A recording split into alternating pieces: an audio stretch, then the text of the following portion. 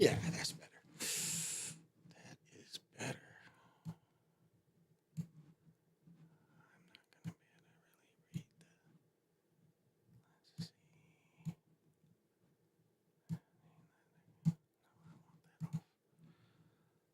that. Let's see.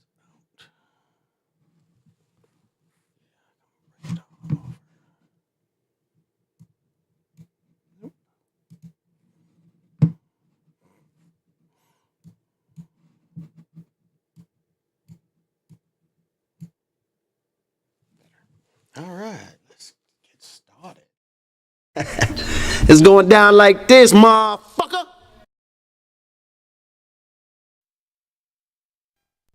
This shit is crazy. The following Nigga get mad. Say, motherfucker, what you mean you ain't gonna let me in this funky joint?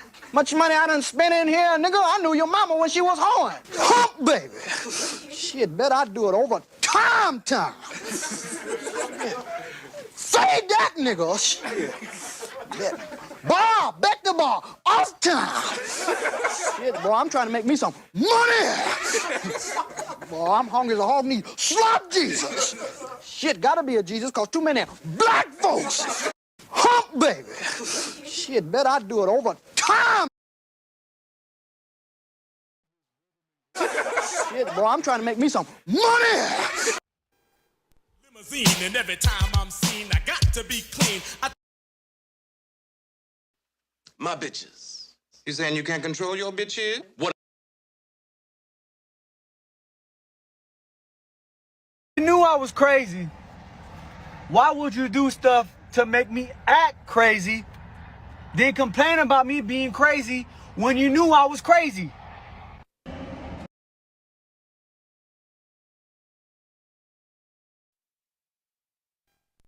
this shit is crazy. The following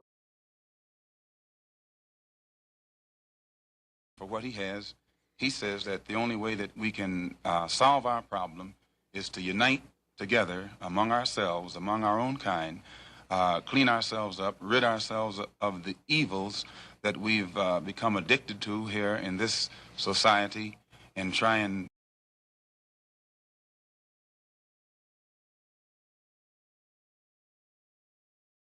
He destroy black boys. If you destroy him as a boy, he'll never become a man.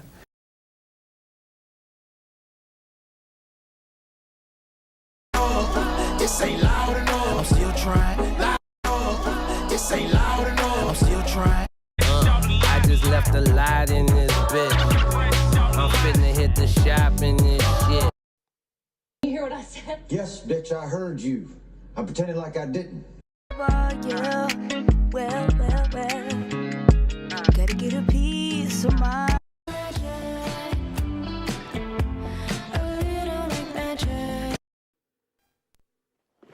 Hey, where are the white women at?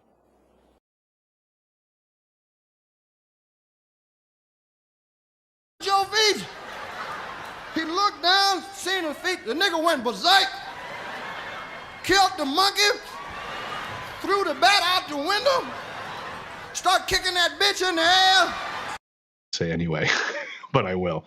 The way quantum entanglement works is that you can take two particles, quantum entangle them, and then take those two particles and move them at any distance in the cosmos. And let's just say, for example, if you quantum entangle two electrons and you have them spinning in the same direction, and then you take one of those electrons and you shoot that thing out 100,000 light years from the original. If you then rotate the spin on the one electron, if you modify it so that its spin changes, the quantum entangled electron at any distance will simultaneously in no time switch its rotation also, because they're quantum entangled. So these communication systems are taking advantage of this aspect of quantum mechanics that most people can't wrap their heads around, and this is what they're utilizing. It's just the new level of science that affords us the ability to communicate at any distance instantaneously.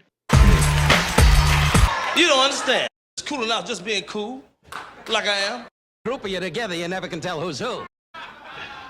I've seen a lot of black guys, Nipsey, but you're overdoing it. My eye, plus I'm in love with a bitch I can't stand. I mean, TikTok. A lot of the white content creators on TikTok, get all of their dances from the black content creator. I mean, You're a philosopher? Yes. You're a philosopher? Yes. You're a philosopher? Yes. I think very deeply. I think very deeply. First you tell us that it is manly to keep your word. All right? If you are a man, you keep your word. And now all that the black people in this country are demanding, and even the black people in the whole world are demanding, is that you keep your word. You told us we were free. Well then, show us that we're free. You told us that there is justice, equality for all in this country. Well then, stick to your word. And let us see the justice and equality for all. Or else admit to us that you're not a man, you're a worm, you're afraid of us, you're afraid to give us equal stand. You're afraid that if you give us equal ground, that we will match you and we will override you. And if that's what you're afraid of us, then tell us that just what you're afraid of. But don't keep hiding it from us and holding this up to us, and every time we ask you for something, you give us a little bit of something, and it's all tokenism. We don't want tokenism. And there are most black men in this world that don't want charity. And yet still every time we ask you for something, you give us a little piece, a little piece. You're playing games with us. We're not children. We're big men. I've seen my father have to put up with all kinds of stuff.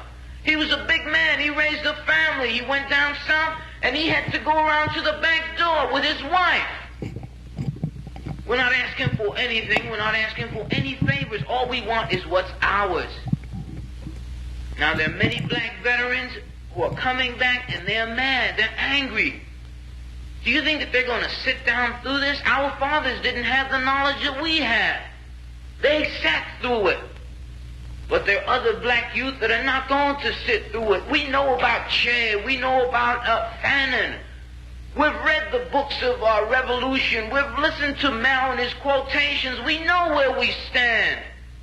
We're not going to sit for it.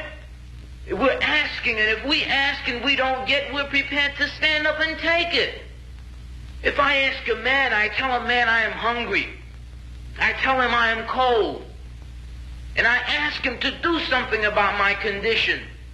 And this man holds a loaf of bread right in front of me so I can see it, and I keep asking him, I'm begging him to please give me a slice of the loaf of bread. I am hungry. Then it is known by every psychologist that the next step in the progression is I am going to knock him upside the head and take the bread from him. I'm not going to starve to death.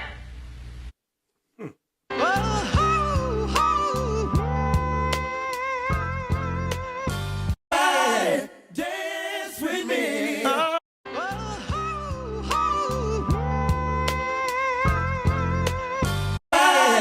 Dance with me.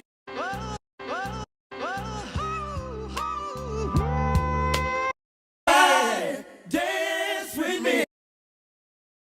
All in your business. Hold up. You don't know nothing about that shit, bitch. Damn white boys out there. Most of them is psychopaths and all that. They'll kill your mama's mama, and you. Decent white folk that still don't know they're racist. What the hell you want here, hunky? You got to pray to God and tell God your rent due. Any God that didn't know your rent was due ain't God. some people, they feel like you almost have to sell your soul to get fame, or is it just hard work, or is it luck, is it consequence, is it? No, most of us done sold our soul. We just called it something else. Hmm.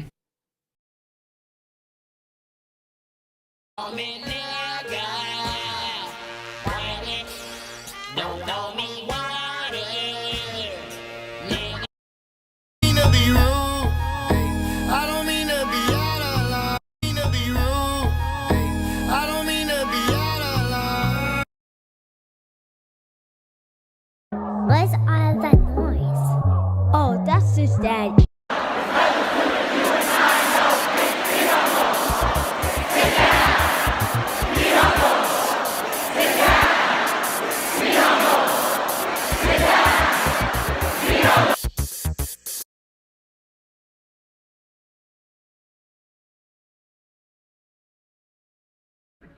lines are still open. Oh shit, you can get it, nigga. You wanna get it? Come with baggage, just nice, Louis Vuitton. Ooh, I like that. Yeah, that was nice. I like that. Bitch niggas, hoe niggas, rich niggas, broke bitch. I told niggas this was our year right here. I think we OD'd. The Chinese platform, you already know they don't give a fuck about your black ass. My word, can't be my equal, I don't know what you heard. That's the difference when you're. Used to snort cocaine, now I fiend for the check, yeah. Heavy, I'm a walking dead man, is what they call me when I'm coming. I hit the loop juice, and pulls up in the duke. Heavy, I'm a walking dead man, is what they call me when I'm coming. I hit the loop juice, and pulls up in the duke. Do that dance, baby, do that dance, let's work it out. I hit. Like I said, you go to the history of European civilizations. 250 years is how long they last before they implode because of their greed, because of their violence, because of an inability to let others be, including themselves. If they didn't have brown and black people to hate, they would hate themselves. No idea the condition that we're in, the psychoneurosis that we suffer. We suffer a terrible, terrible blight. We don't know who we are. We use European names, and we just are comfortable with our condition. We really don't know who we are. We have no idea. We're captive, and we absolutely comfortable with this situation.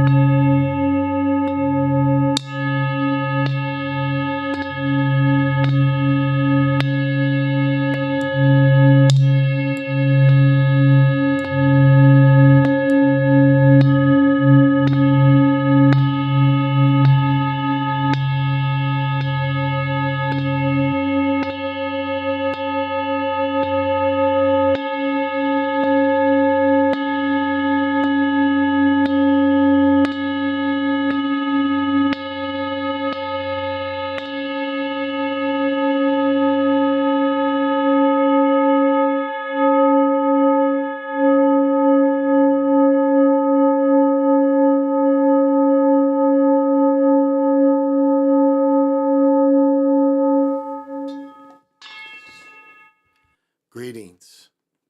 This is Big Pontiac, and welcome to the Chocolate Mountain Show. I am the holder of the infinite sacred ball game that was created by the Hero Twins, and I am that one and only Galactic Daddy-O, welcoming each and every one of you to my galactic patio that reaches from Minnesota to the universe. All right, that is my cue to come on in and say what's happening to everybody. Where I gotta be. Let's see. Here we go. Who we got in here? Trey Finesse, thank you for joining. You can't get too close to Michael, it's a foul. Johnny Oggs, is that? Yes, thank you for joining. You knew I was crazy. Whoop.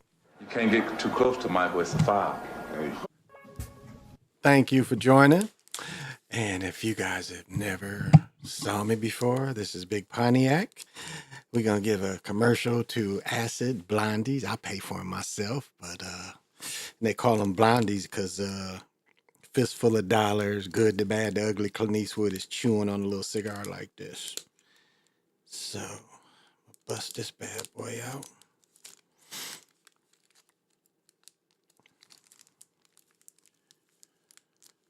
Isn't it funny how, like, when you see cigarettes, Lucy's, they don't have the stamp on them, you know, they don't have the stamp on them. They don't have none of that on them, but when it comes to these cigars, they want to know every single one of them. So these cigars, when they sell them like this, because this is how most people buy them. They buy, unless you buy a whole box of them. Most people don't buy boxes.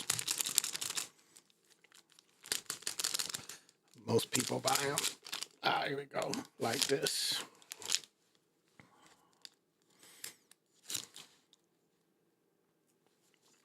And a little tip is sweet. These are sweet cigars. That's why I like sucking on them. I just chewed one up earlier today, and I kind of saved this one for tonight. Can't really say I feel a great tobacco sensation sucking on these. Every now and then I kind of feel it, but not for the most part. Not for the most part. Can't really say I do.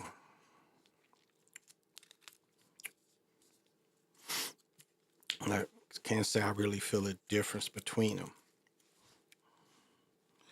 Well, it is Preview Sunday, Recap Sunday, we call it, of how I did in my predictions. And for about the 5th week, 6 weeks, I mean, we can go back and show you how I did, but, you know, I won money again. You know, I've been, I've been favorable like every week. And so this week, after 2 weeks of 11 and 4, what was the last 2 weeks? 10 and 4, 11 and 5, 10 and 4 last week. And then this week I end up 8 and 5 this week. So my wins this week were, I won the Ravens Thursday night. Won the Panthers this morning. It's actually a pretty good game. If y'all didn't get up, it was a pretty decent game. Went into overtime. Lost the Bears. The Patriots end up pulling it out. I could kind of see the 49ers and the Bucks. I kind of thought the Bucks was going to win.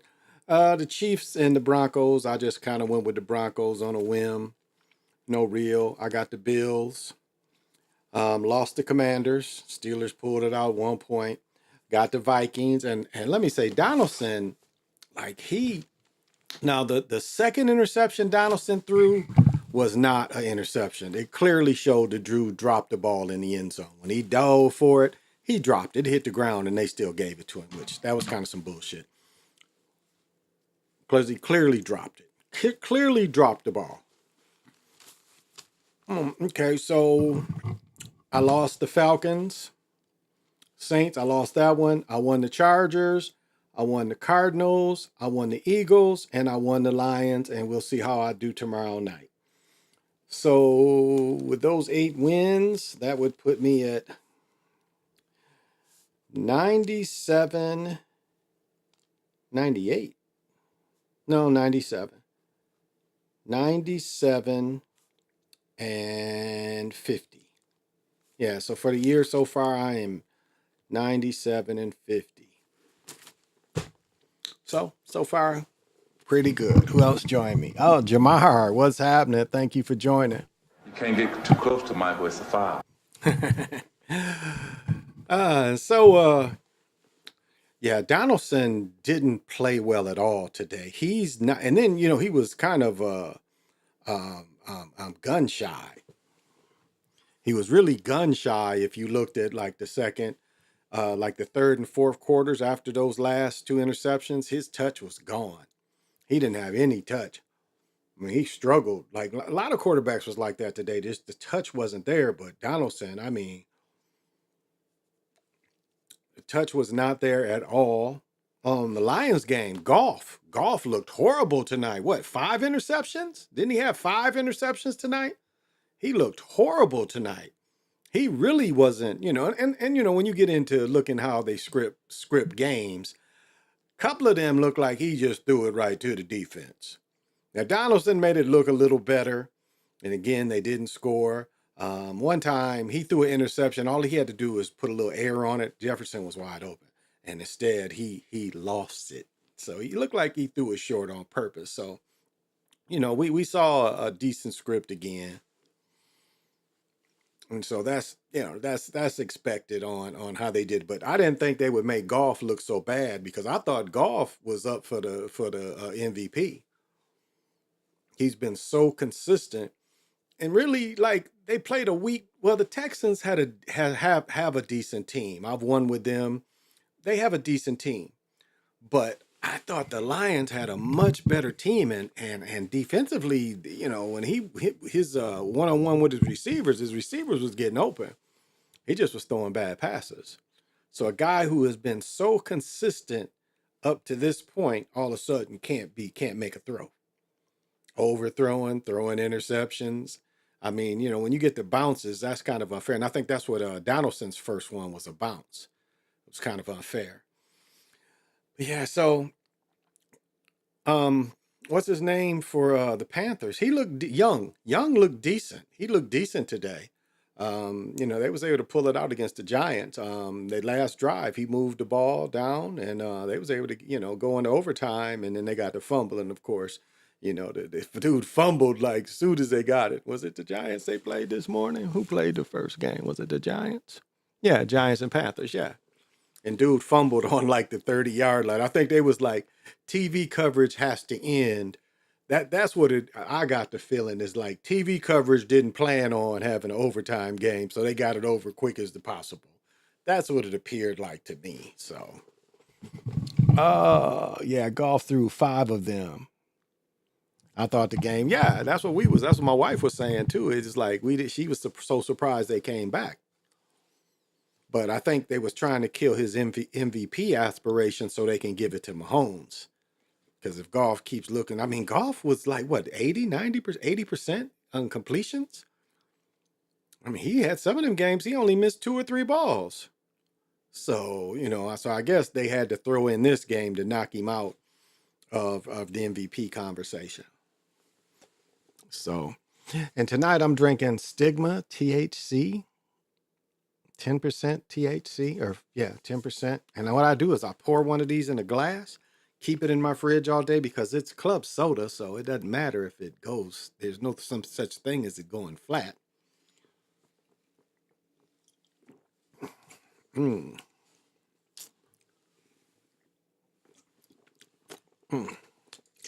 Whoa. So yeah, it won't go flat. Keep my cigarette on top of there.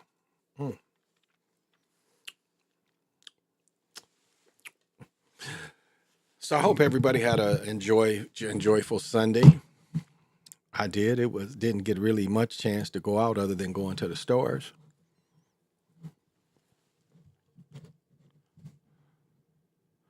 All right. Well, let's head right into the morbid news. Oh.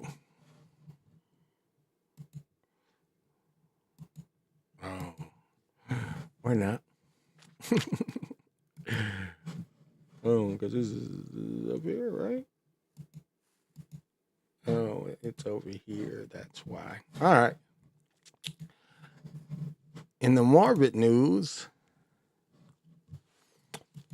TV actor Nitin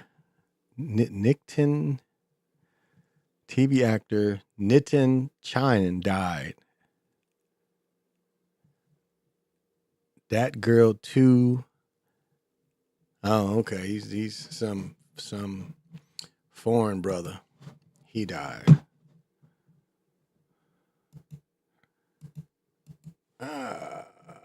So yeah, I gotta work on that. But in American news, Ben Baltzma, 62, brought no frills to Spirit Airlines.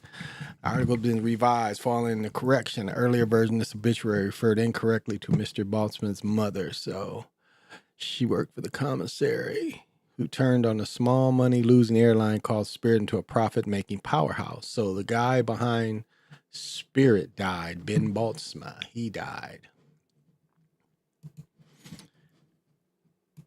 And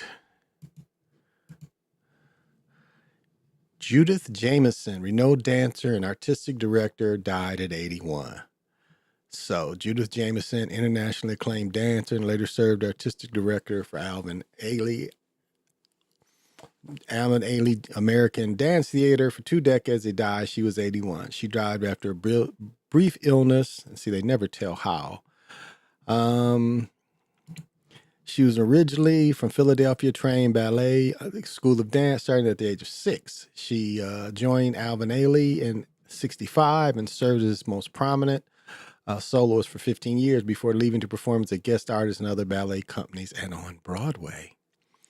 Later returned and served as the company's artistic director for 21 years, in which she choreographed an array of repertory works, organized a city global tour, legacy and champion. So, okay, she was a dancer. But doesn't matter how much fame you have, when it's your time, the boogeyman comes knocking on your door. Who did they release? Oh, who did Pittsburgh release? Pittsburgh making roster. Yeah, because Mike Williams won the game today. Mike Williams' touchdown won the game. Who did they release? Reformator face, former Steelers. Oh, safety Terrell Edmonds. Oh, so they got rid of Terrell Edmonds. So that's who they got rid of. Okay. Whoa. Look like that's all of the morbid news today. Yeah, Donaldson looked horrible today, y'all. He looked horrible. Hey, Brother Sean, how you doing? Thank you. You can't get too close to Michael. It's a foul. Thank you. Thank you. Yeah, I had to bust out the new hat. It was so cool. Give shout out to them.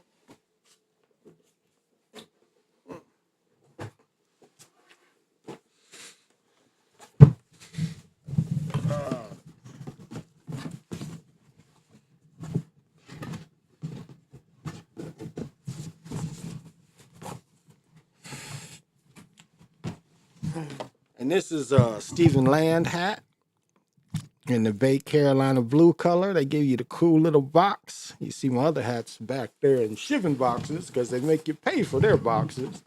So those are shipping boxes back there. But this is a cool little box. And this hat can't be caponed. It's too stiff up here to be caponed, so I just wear it like this too. So yeah, so that was the only new pickup. My hat came in the mail because there's really nowhere to buy stuff like this anymore up here. Like the stores that melanated people own. What do you think they sell? What do you think that the entrepreneurs that are melanated sell?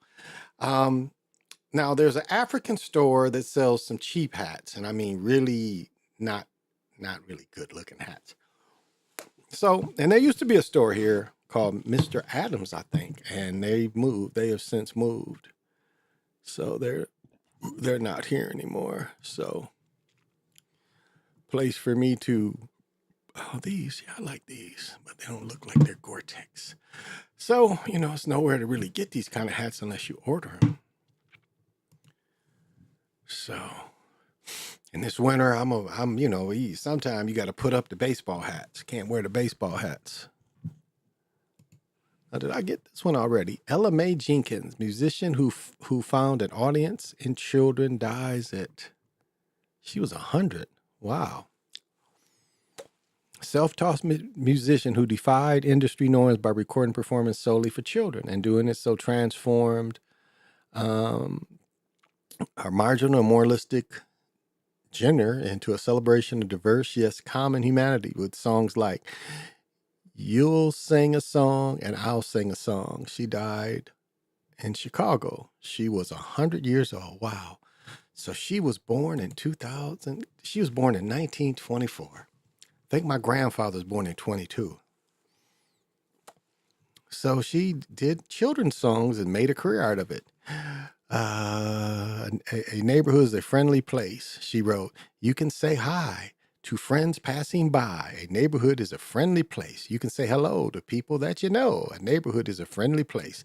Neighbors to learn, to share. Neighbors learn to care. A neighborhood is a friendly place. Our children steadily dapping. She recorded the age-old sailor sailing went to sea. A sailing went to sea to see what he could see. See. All they could see. Well down into the bottom of the sea. So I don't know. And then here's another one. Could you tell me how? Yes, ma'am. Where do you feed her?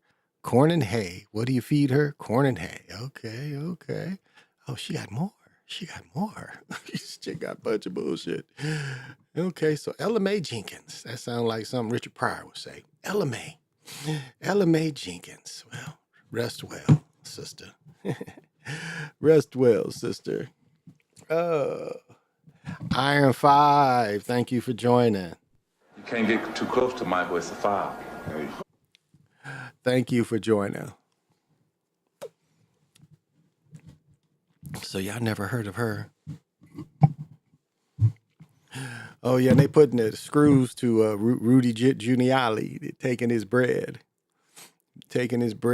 made him get up for just talking shit about people. You know, it was all politically motivated, but I think he's the sacrificial lamb. You know, don't be surprised he end up dying, because that's kind of how they do.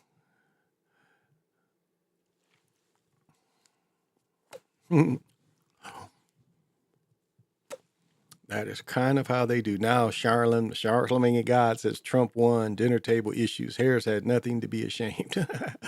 They trying to kiss ass. They definitely trying to kiss ass. And that's what it seems to be. Oh, it's over here. That's what it is. It's over here. Okay. I see. I'm going to have to modify that. You know, it's funny watching all the entertainers, you know, like Saturday Night Live usually makes fun. And I was looking forward to Maya Rudolph playing Harris one more time. And yeah, they didn't do it. James Lynch. Thank you for the honor. You can't get too close to Michael, it's a foul. Who's scripted to win this NBA title? I think it's kind of too early to really say. I think we're so early in the process. It's really like last year we looked at the first half and how they let Cleveland, you know, go and win that midseason tournament because remember, you know, I've said this before, if you don't understand how European basketball is, that's all they do is play in tournaments, you know. So that's why they are having this midseason tournament, to try to copy the European model of just tournaments. You know, you just go to different tournaments in Europe. They don't play a full, 80 games, 79 games. They play tournaments. They have small tournaments where you might play 3-4 games. And then after that, you go to another tournament. Or you know, or whatever your season isn't as long as they play over here, but you're going to play many different places playing tournament ball. So that's kind of what they're trying to adapt, which is interesting because that's a step backwards, which you would think, but that's what's popular because people are getting tired of the NBA. You know, the flopping, LeBron gonna be a mummy, and still they're gonna wheel him out there. They're going to start bringing LeBron to games in a sarcophagus. And he's going to jump out the sarcophagus and hoop and then go back into a sarcophagus after the game and go back to sleep. Like that vampire they woke up to. So he's like, why'd you wake me up? It's only been 500 years. You're not supposed to wake me up for another 500 years.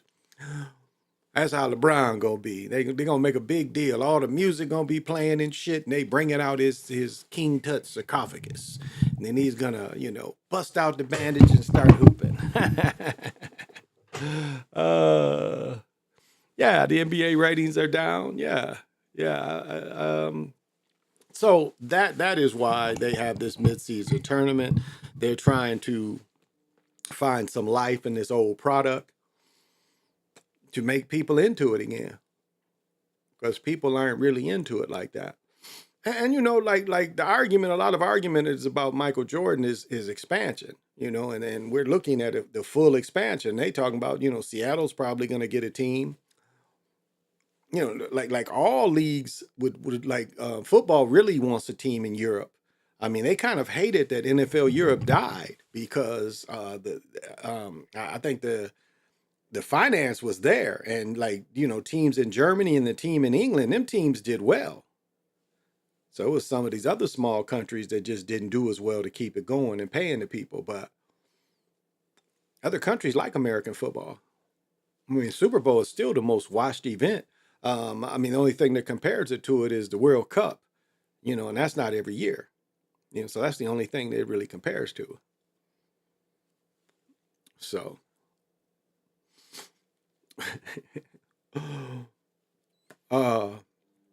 but it's funny, like just talking to people and how butthurt people really are.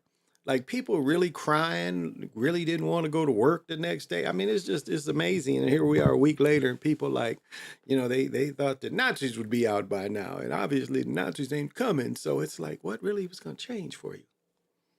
Everything takes a process, and this man really ain't even took over power yet. Been seeing some rumors now. They say that Carmela's gonna, you know, they're gonna make Biden step aside for this next 60 days so she can be still the first female president.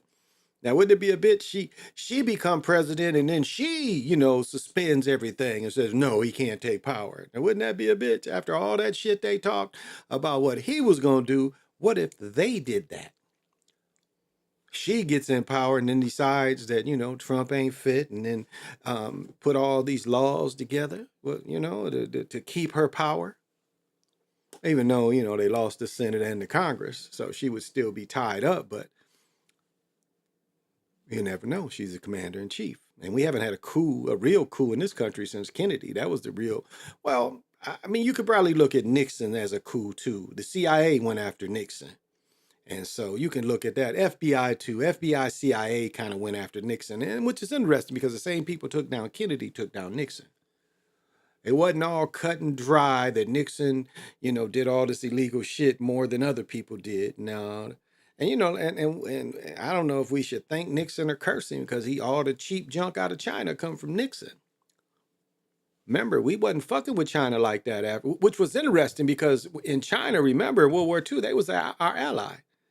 But when what his name Mao, when Mao won and beat Shek, when Mao beat Shek, all of a sudden, because the U.S. backed Shek, Chiang Kai-shek, and Mao was backed by Russia, and so when Mao, you know, they was our allies during World War II, which we really didn't do shit to help them. You know, they had a big massacre, about 400,000 people. The United States didn't do shit to help them.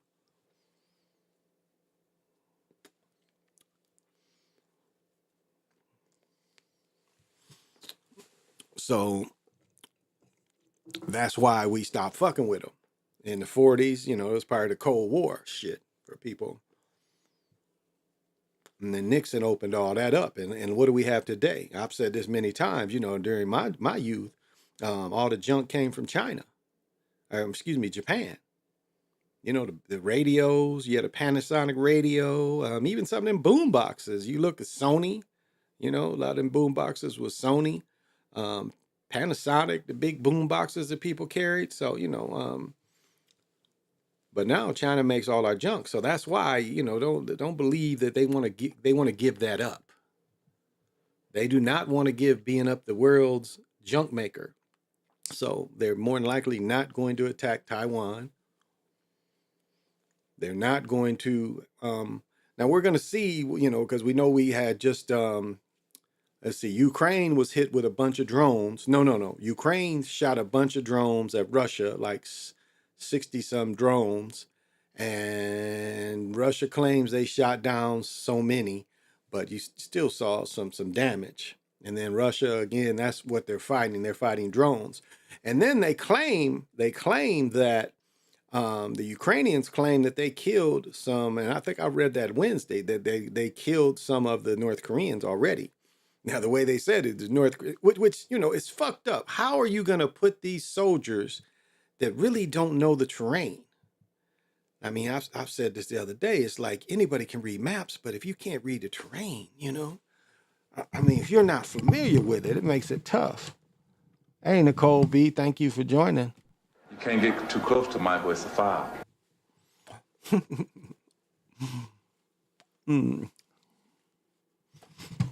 So we're gonna see, and then we're gonna see. I guess Hezbollah kind of gave up, and guess they said enough civilians was killed, by them peoples. Them peoples killed enough civilians, so they took them off. So I guess they're gonna have a ceasefire, which, you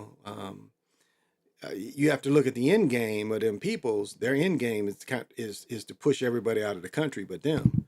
So they truly have all that land to themselves. And then you can see over the years where they've taken more and more and more of the land. And it was almost like, the old days where you could almost squat. I mean, they were literally moving people out and then moving settlers into people's homes. So, and that's not, bashing, but that's just telling what happened. So you can look that up yourself. But let me tell you about an experience I just had. So I just had some vascular work done, and your vascular system is your brain, your heart, lungs, and like a knife man. To tell you part of my point, a knife man knows like you ain't just got to hit a person's jugular here. A person with a knife, a real knife killer, will hit you in your thigh. And then, you can bleed out really, like within 5 minutes. If somebody, hits that main artery in your thigh, you'll bleed out. So anyway, I had to, because of my aneurysm, they wanted to get a better view of it. So they wanted to shoot dye in it. So this is what's so funny. And the people are in the hospitals are so used to seeing naked bodies that it ain't that big a deal. And, I'm in a cold, sterile place. And so they had to shave my groins, and the lady is like pushing it out the way and it's coming back there and she's pushing it out the way, And so I get into where I had the procedure and shit, and they go through, they went through my leg, they go through your thigh, and then they go up into your brain. They set a camera up to your brain. And so it's so funny. It's like, they was slapping my shit around so much. I thought they was playing a game with it because one minute a person was slapping it here and it was hitting one of the nurses on this side, and the next minute they slapping it over there and it's hitting the nurse, and I'm like, well, what is all this?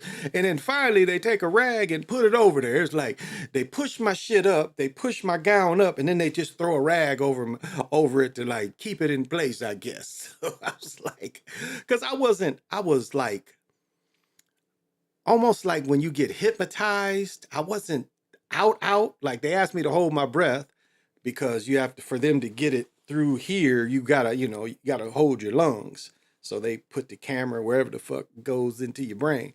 And so then they said I didn't, they said, well, hold your breath. And I held my breath, and I guess I didn't like let go and start breathing again. So they had to like, hey, that's, I guess I started breathing again, but wasn't in there long.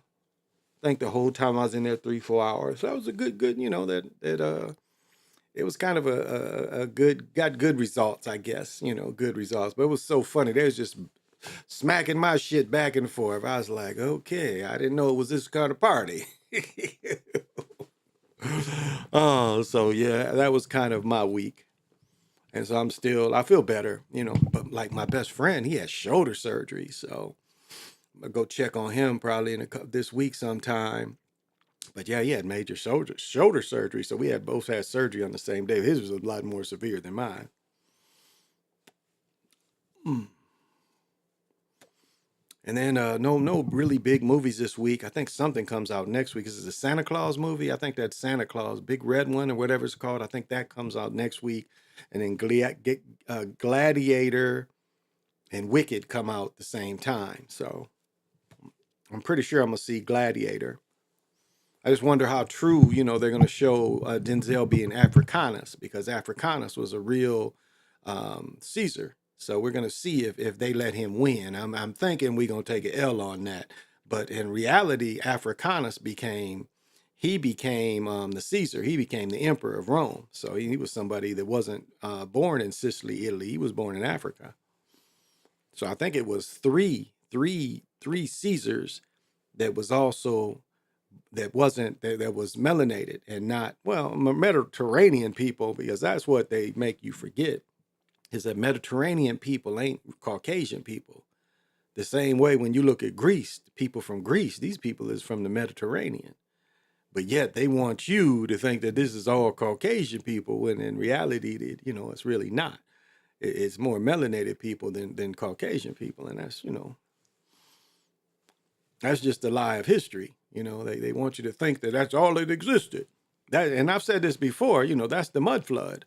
That's the only reason they pushing the mud flood, is trying to make a people that ain't ancient.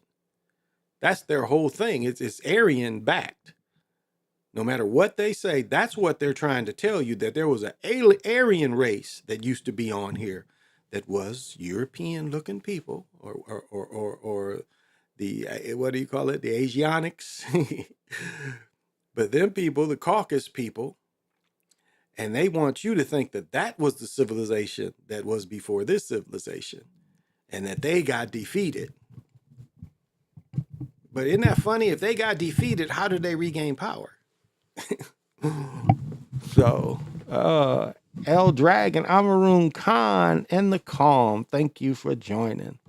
You can't get too close to Michael, it's a foul. Indeed it is.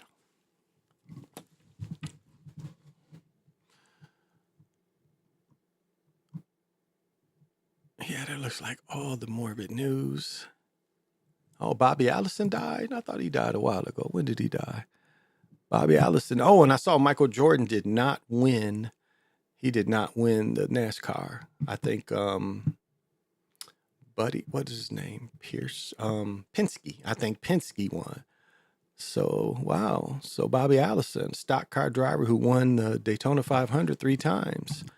And I remember, he got in a fight whose post-game fist fights with another driver in 79 helped propel the sports to national promise. He died, November 9th in Mooresville, North Carolina.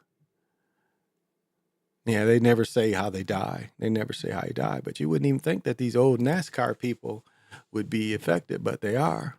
So yeah, Bobby Allison. I watched some of his live races. So he passed. And again, I think the NASCAR championship was today. So we see what that's a sacrifice for. Bobby Allison was definitely a sacrifice for NASCAR.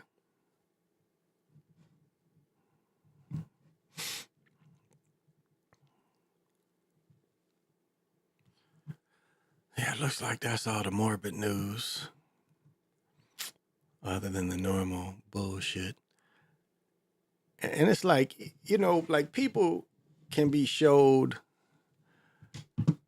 like when they show those news reels, and I get so much into, spell work. And, I'm the only one that talks about parrot spells. And that's what this reality seems to want, is parrot spells. They want you all to talk alike. They want the same slang, the same phrases. And news is the thing we see that is so artificial. I mean, you see these compilations of everyone talking the same in the news, repeating the same sentences.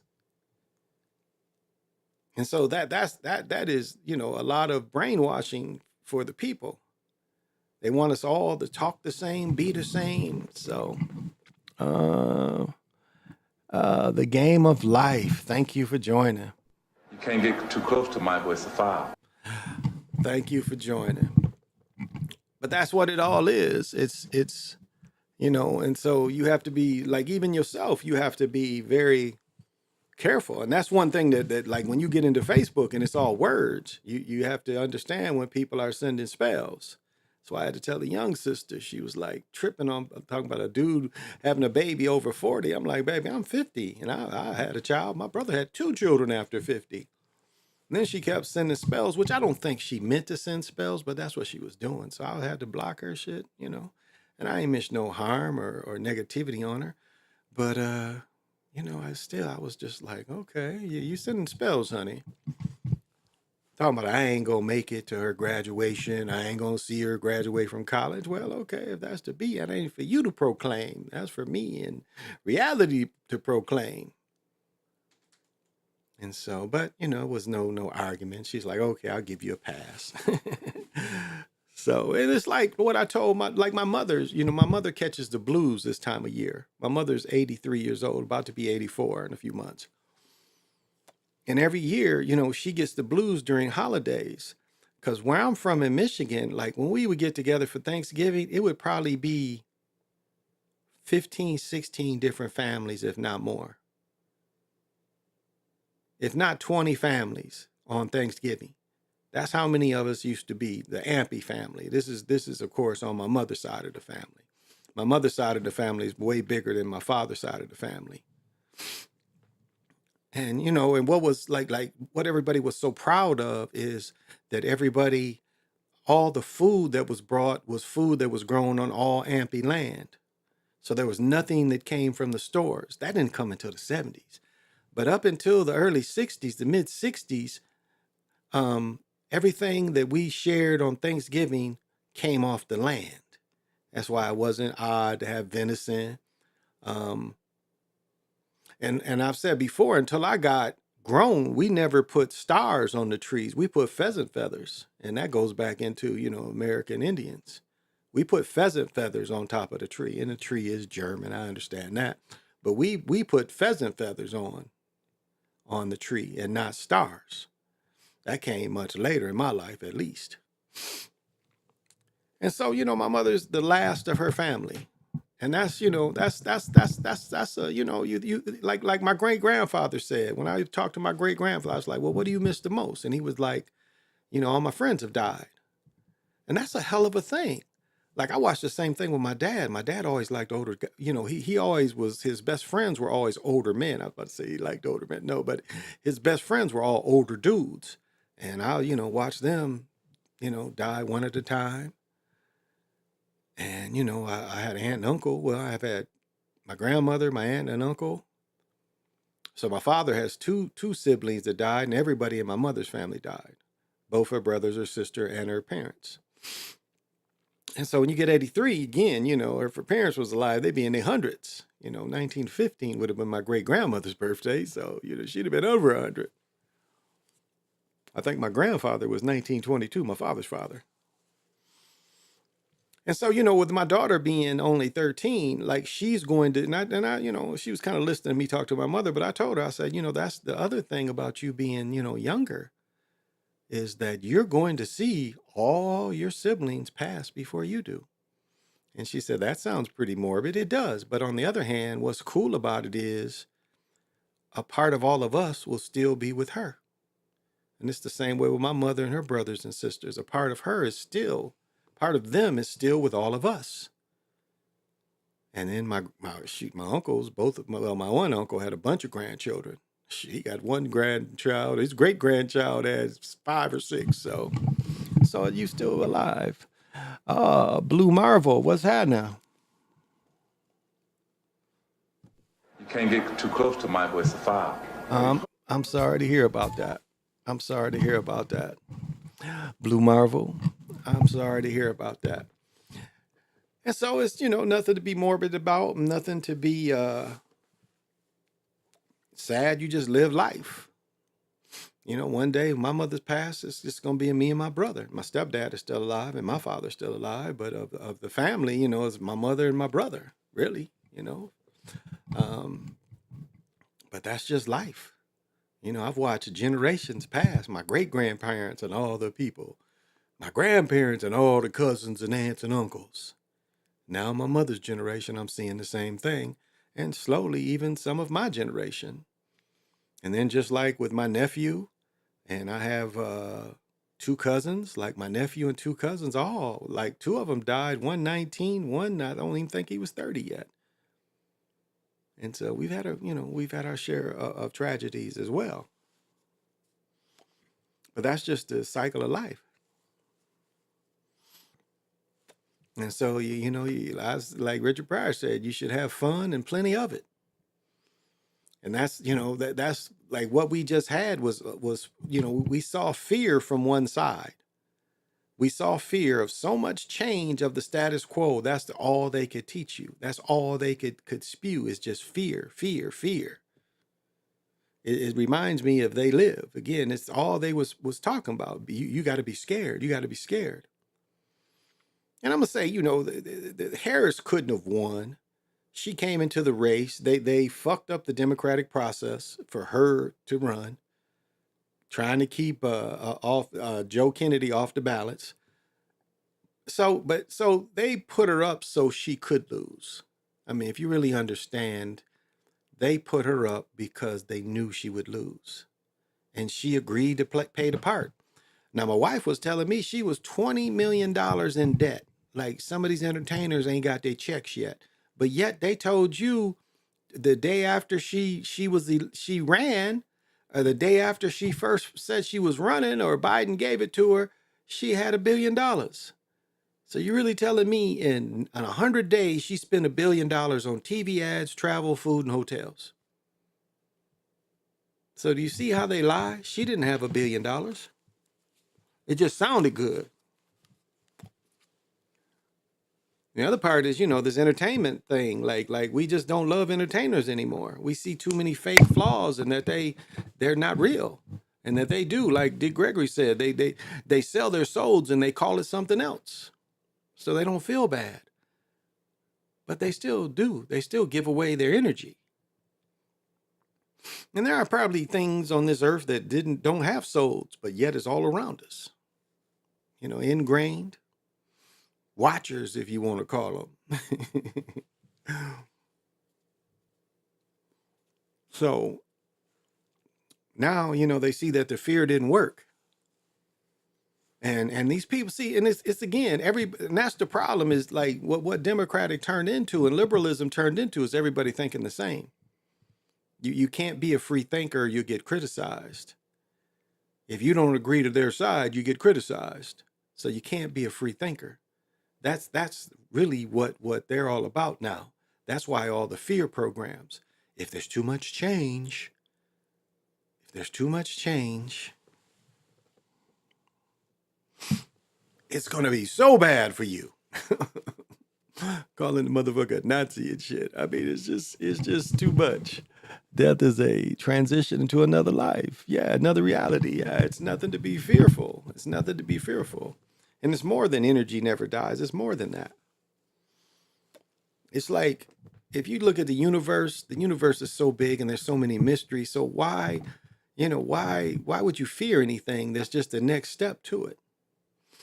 And it's funny, like I've said about women, and this is not, pushing on women, but women are the biggest, like for grown people, women are the biggest birthday celebrators.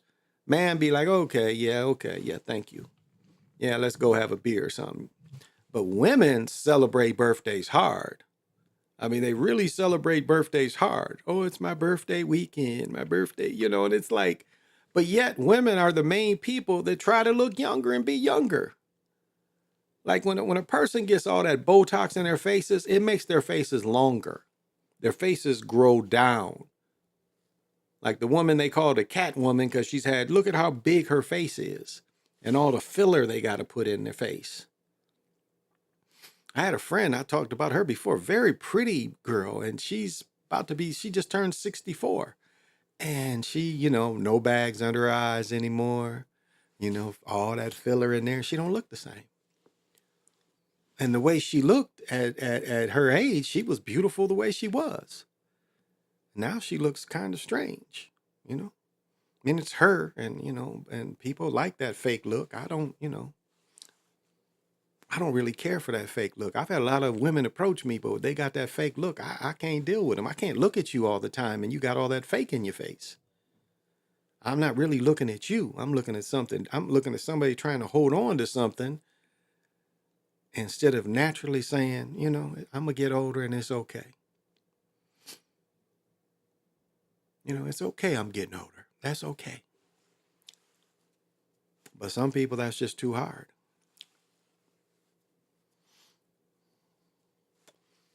Where men, like my children tell me I look the same, and I look at pictures of us and I'm different, I see myself. I don't look the same now at 63 as I did when I was 50. I look, definitely older.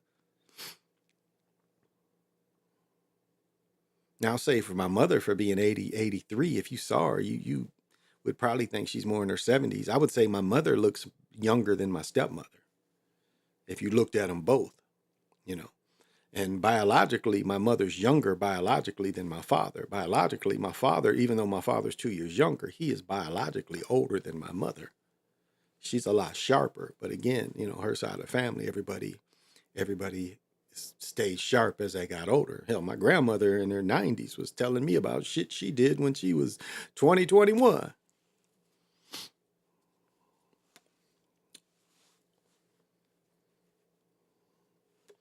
But it's just a natural progression. And so it's nothing to be afraid of. And see, and that's, you know, getting back to my point about this election, that's the biggest thing is like one side came with fear. The other side came more with, you know, we're more like you are. You know, the shit they tried to bring up is like, well, that's part of our community. We always see felons and give felons another chance. We always know people to get in trouble and then, you know, they come back, do their time and come back.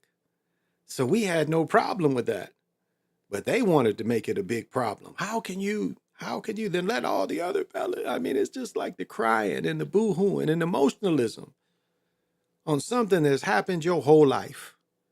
And if you 30 to 40, look at how many times this happened. Look at how many elections. And then there's going to be a mid-year election in 2 years. So this process is always spinning. It is always going around us. And that's, you know, that's why the fear thing. And like even the way they present the Puffy thing, it's in a distraction. And you say a distraction from what? A distraction from you. They want you to talk about that shit because, you know, all of it feeds the beast. You know, that's what's interesting about the beast is the beast still likes attention. Remember, it said it's a jealous God. It still likes your attention. And the moment you quit paying attention to it, it really gets salty and tries to push shit out there. It's like, hey, you got to pay attention to me again. That's kind of how things run around us. This beast always wants you to feed it, give it to us our energy. And see, that's the cool thing about me being a time lord, a time walker is like I can go back and forth between two. I know when I'm feeding the beast and talking shit to people that's feeding the beast. But then I can just step back and say, okay, fuck this beast. I don't need you right now, beast. So I'm not going to talk about you. I'm going to try to talk about other things. Because the election is really just feeding the beast. It's that separation. It's that same way as, you know, we see in high school sports. It's the same thing. Us against them. You know, my town beat you, so my town's better this time. Well, what if your town ain't got no jobs? Don't have any jobs in it.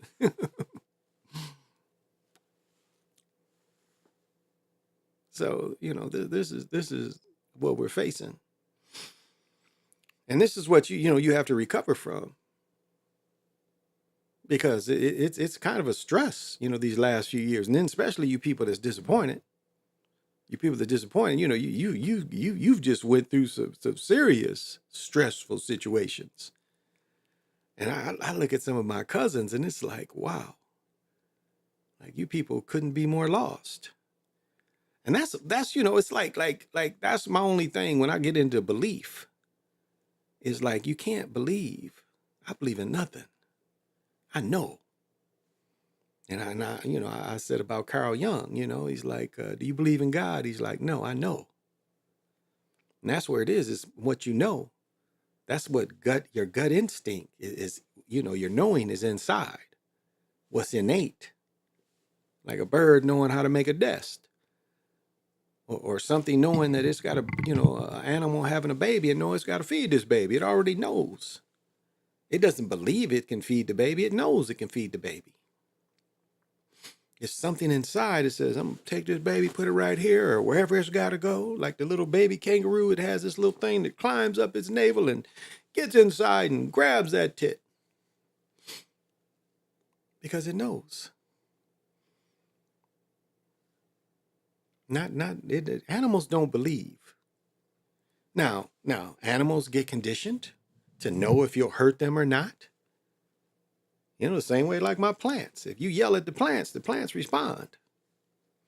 Even if like a glass of water, you yell at the glass of water, it changes the water. You tell the water, you ain't shit, you taste nasty and all that.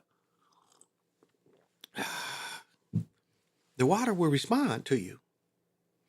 But if you're upbeat when you're drinking the water, it responds positive. It's been many tests or many scientific tests, scientific evaluations of the energy being positive with things like plants and water and animals. But once an animal know you ain't fucking with them, animals like shit, especially cats, they like, dogs a little more needy, but not cats. Cats was like, okay, this motherfucker ain't fucking with me, so I know he's not gonna slap the shit out of me while I'm taking a nap. He's not going to throw hot water on me when I'm laying down. They know. They know.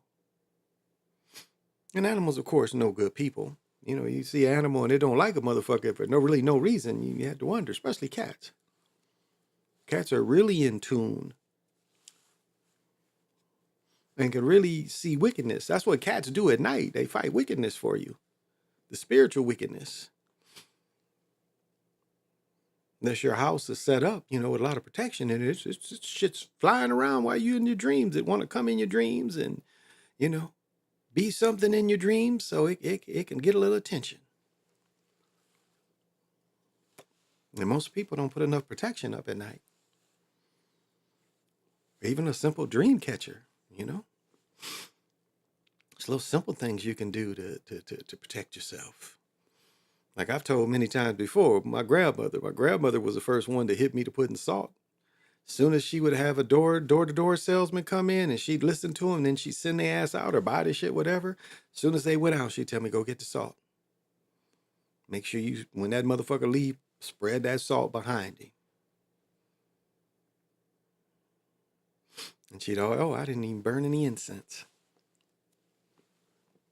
I don't know how long I've been going. Okay, I've been going an hour.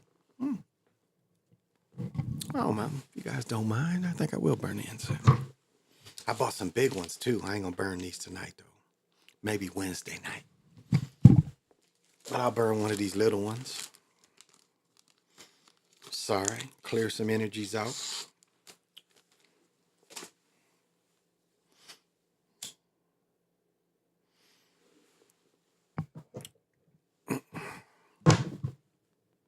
Like I said, never burn out a fire. Never blow out a fire. Snuff it out.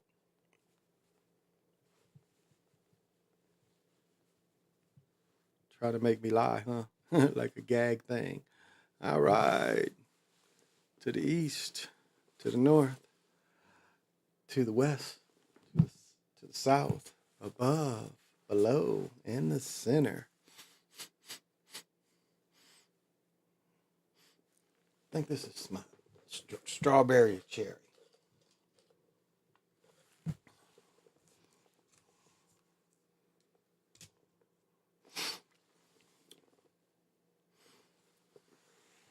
And so the aim of life is, everything is you.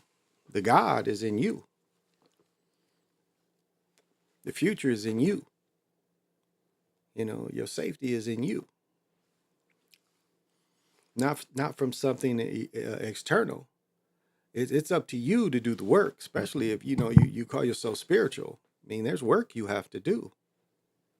To hit certain, like it's certain experiences, I got certain gifts as I was as young, but it's up to me to continue. Continue these things, continue these practices, continue meditating. And meditating is shutting off the world. That's what meditating is for, is to shut off the world. It's like, when I take a shower, I have some shungite. And, it's like, that's my first meditation. And you shut off the world. It's almost like, if you look at a Muslim praying 5 days, that's 5 days they're interacting with their faith. I'm only getting an example. That's active, that's active belief. It's like people that go to Mass every day. Mass is open every day. Confession is open every day. These are people that practice it, It's more of a practice. But the thing you seek is inside of you. It's inside of you and outside of you. And this reality can be whatever you want it to be. If you want to believe that somebody's holding you back or holding you down, and not to say that the racism doesn't exist, it exists in a wide scale. But to say that its foot is on your neck all the time is just not realistic anymore. Now, at times it does raise its ugly little head, but most of the time it doesn't. Like, we went to a restaurant that's not far from here, and the people gave us such a funny look, and we got such a bad feeling being around the people. We turned around. He's like, okay, we're going to go back, though. Oh, yeah, our Persian cat will be up at night and taking them demons out. Yeah, the cats, that's what they do. That's why they sleep all day. They up at night spiritually. Like I notice with my cats, they'll get in almost a triangle. Like they'll put us in the middle of them. They'll surround us where they're strategically. And it's funny, you can tell, like the Sphinx, the thing about the Sphinx stance of a cat is, that's when the cat's astral traveling. That's when they're meditating. You can see the difference. Like when they sleep, they be, but when they're meditating, you can see it. They're in a Sphinx position and they meditate like that. And you can see when they're in the astral zone. When they're in that Sphinx position and they're closing their eyes, they ain't trying to sleep. They're meditating. They're experiencing other dimensions. I mean, there was a book called Robert Hyland wrote, The Cats That Walk Through Walls. And I've told this story many times. I was meditating the first time my cats came in. I laser blasted their ass. For some reason, I can shoot lasers when I go in the astro, kind of like Iron Man. I don't know what it is, but that's something I can do. But anyway, so I laser blasted them the first time, and they wouldn't come in after that. It was like, yeah, we can't fuck with him. Dad got them blasters. But then another time when they came in, I ain't bother them. And I've said this before. One time, one of my cats came in, turned into a person, waved at me. So I'm meditating. This cat comes in, turns into a person, waves at me, opens the door, and goes in it. That's my experience. I can't tell you which one of my cats it was, but it knew me and it waved at me. It was like, hey, Dad, what's up? I'm about to go do my thing over here. Like, oh. It's another, unexpected gift that you get from animals. Like when I don't feel good, my animals will come on me. I've had a cat for 12. My daughter's 13, so he's at least 12. And I've had him I've had him over 10 years. Yeah, 24. Yeah, I got him around 14. I think the summer of 14.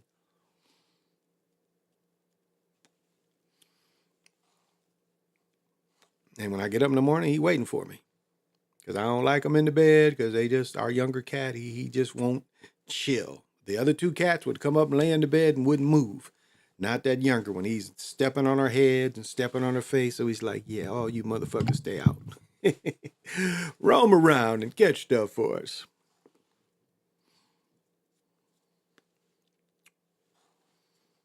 And, the other part of having cats, dogs, and plants is, taking care of things. That you have it in your heart to want to take care of something, especially the love of plants. I mean, they are totally, dependent on you. And the cats are too if they don't go outside. I mean, if cats go outside, cats get hungry enough, they'll go catch something to eat. I had a cat that ate everything. All you saw left was the brain. It literally ate everything. No, you didn't even see the brain. All you saw was a mouse skull. It literally ate the whole mouse.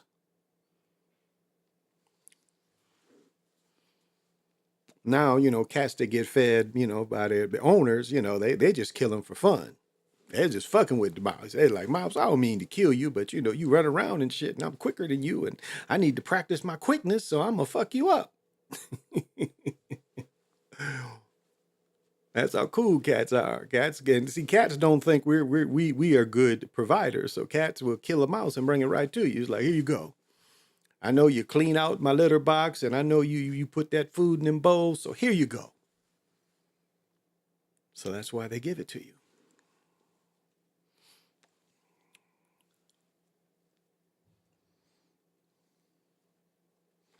And the world, like if it wasn't, if how do I want to say this? If we weren't important to this beast, the beast, why does the beast want our attention so much? And the less attention we pay to it, the harder it tries to get in our life so we recognize it if we weren't important to it. Because that's it, as I said earlier, that's the main thing it hates is to be ignored. The beast loves to be, for you to, pay attention to it. Fear, fear, fear, fear. You're thinking of me. You're thinking of me. I'm getting that energy. I'm getting this energy. And it's almost like, remember the Joker, or was it the Riddler? Remember Jim Carrey played the Riddler and they had invented a thing that gets all the thoughts? Well, that's telling you, they're pulling in all this energy. That they have a weapon that they start pulling in energies. And your thoughts, That's why I've said many times over and over again, you have to be able to control your own thoughts and know when, you have an attachment that's feeding you stuff. Because attachment's good at feeding anger. I've said before, it's like I get a roll on my ex-wife and get to, saying hurtful shit. And it's something feed me that shit.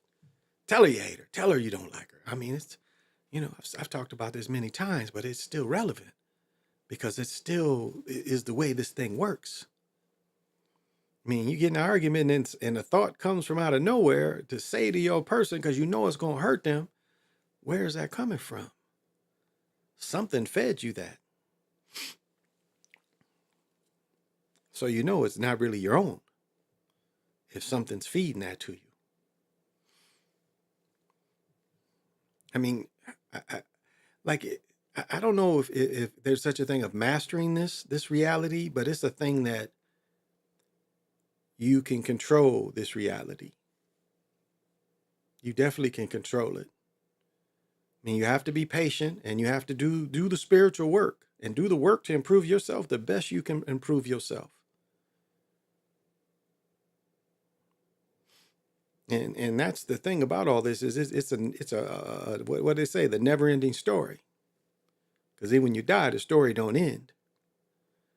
Because even like left to your relatives or anything, the idea of you is still around. Pictures and all that thing is still around. We carry pictures of these dead president motherfuckers. That's the only good thing is when we stop, we totally go to cryptos. We ain't got to see, this necromancy, carrying these dead dudes around and worshiping these dead paper that's really not worth anything. There was a time where gold coins was in circulation. Motherfucker, how you pay for shit? You've watched movies where motherfucker would pay with gold powder. He'd have a bag full of gold powder, motherfucker have it at the bar weighing up the gold. And you would just pour a little gold powder for your drink or your meal. And it was acceptable. That's how the world used to move. They ain't worrying about this fiat paper that really has no value other than the mental value we put towards it. But it has no real value. It's actually a spell. And it's a spell to get you hooked on it. It's something that's definitely wanted you hooked on it and wants you to think about and wants you to put your happiness, your state of mind, your state of being.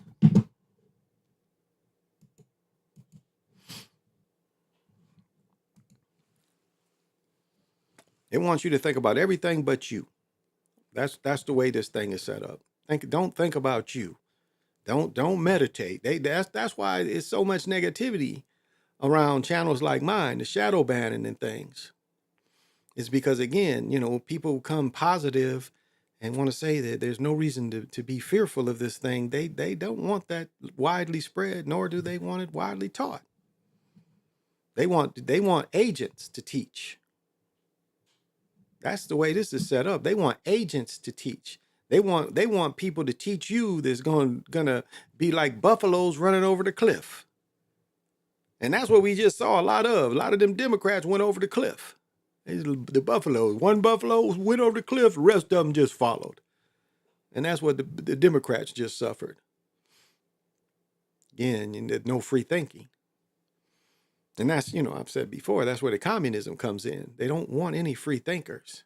What is what was it Alex Jones show that says they don't want to or when I used to get on Zach's show, Zach Hubbard's show, what did they say? They don't want, you know, or no, Rockefeller said, I don't want people to think, I want workers.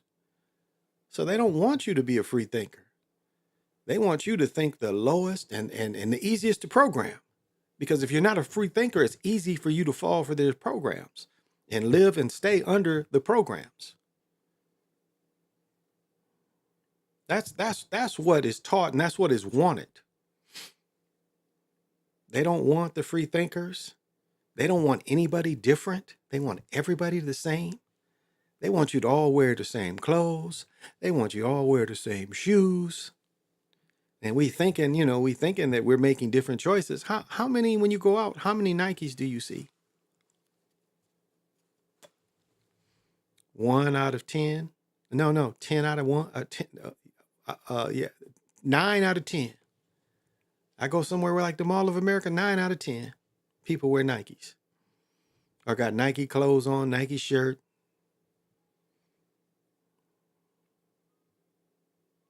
And that's why the like Boss very rarely sells, put their clothes on sale.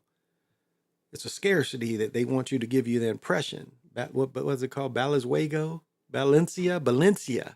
My son paid $400 for a pair of Balenciaga shoes that he bought from somebody. Because that's what makes him feel good. To wear the Balenciagas, What did Drake say? He'll get somebody under his crew to kill somebody for a fucking belt. Won't even buy the niggas. Won't even get a nigga some money. Just I'll get him a belt and he'll be happy with it. And you see the silly niggas that wear their pants so they belts show.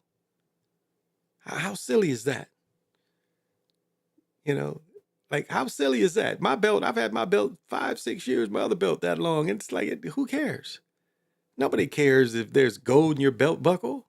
Or silver, or a rodeo belt buckle. Nobody really cares. What you wear should be for you, and that's the beautiful thing about melanated folks. What we wear, everybody wears. The whole world wears. America leads the way, and it's melanated Americans that lead the way in style and fashion. That's what they love about us. They love our entertainment, and they want to keep us as entertainers. That's why the hard push for sports. Keep you an entertainer. You got 1 million motherfuckers trying to get 30, 40 jobs. And then that creates a lot of failed people. A lot of people broken hearts, especially, now it's so many different leagues that you can play in. And I guess for me, I didn't quit playing semi-pro ball until I was probably 44, 45. Really, when I was in leagues every year. But that was for the love of it. That was for the love of it. When you don't make it big, it's a heartbreaking, crushing feeling. When a man tells you that they can't hire you, they ain't gonna give you the money. When you looking at it and you right there, you in the big stadiums, you playing in front of 40, 50,000 people, you're there and you taste it.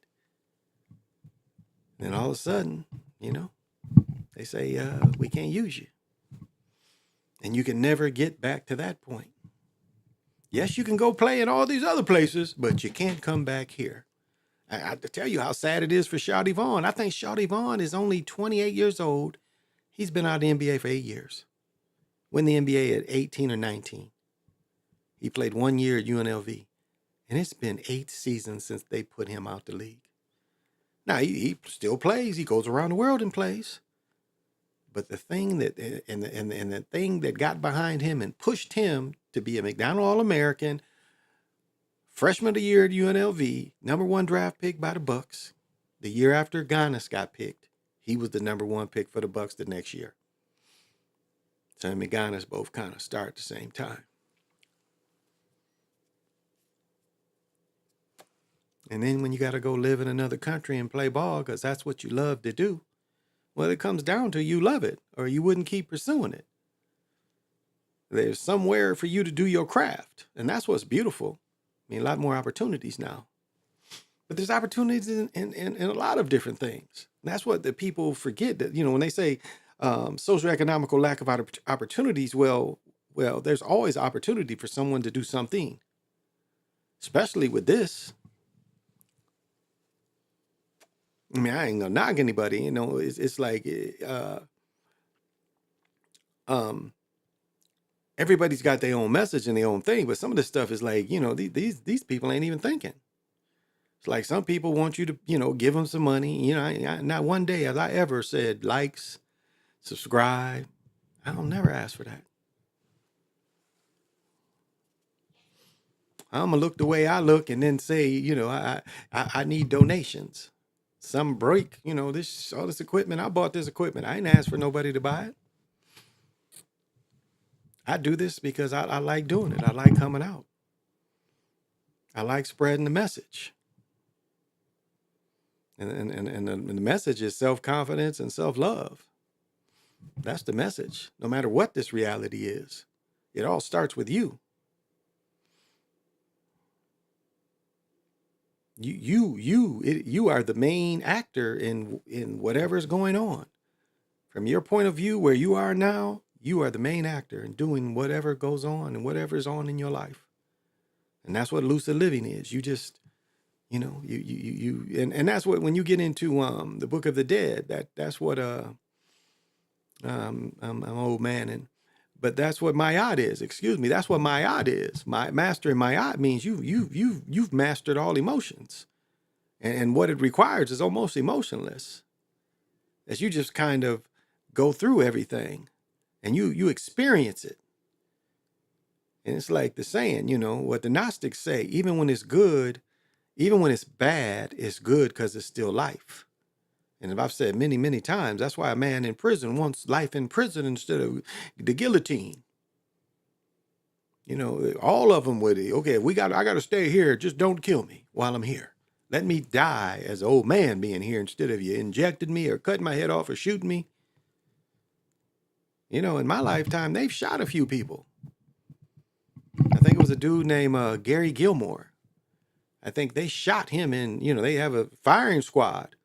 And put a bullseyes on him, and it's a bunch of people with ARs, and they shot this motherfucker. So the people didn't know really which one was the real shooter. So one man doesn't feel bad. All of them filled him with holes. But that's in my lifetime. They shot this motherfucker. Now I'm too young where they was legally hanging niggas. That maybe in the 60s they legally hanged somebody and not lynched them. Maybe.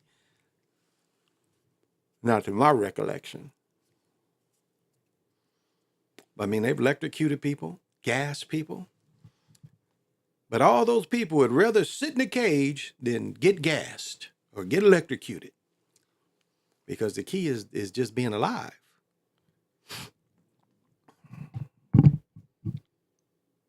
And then, your self-determination. What do you want to do with it?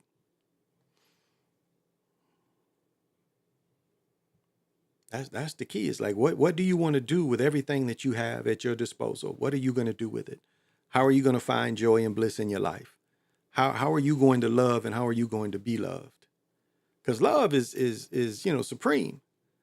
So we all crave it.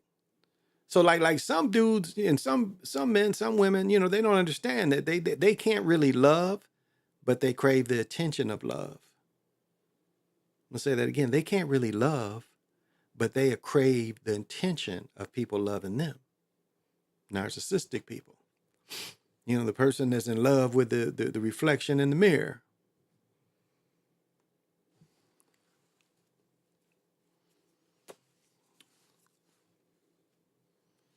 But they're, even though they can't love, they still want to be loved, even though they can't return it. So it's hard for them to really receive it if you ain't giving it both ways.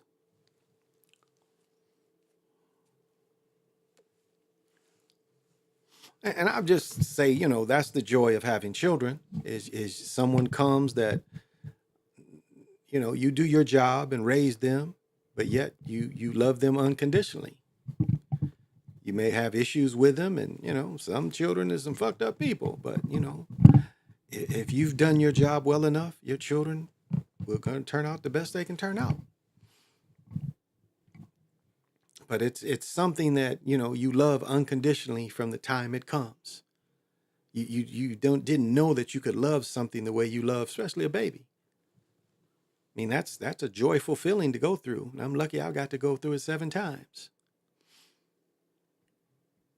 I mean, it's really quite a phenomenon. 2 people go to the hospital and 3 people come back. And that's a great feeling. And then when you look at this little ungrateful motherfucker that don't want to listen to you and don't want to thank you and or anything, and it's like, look, motherfucker, I am the one that changed your diaper. I am the one that stayed up for 2-3 months to feed you, not sleeping.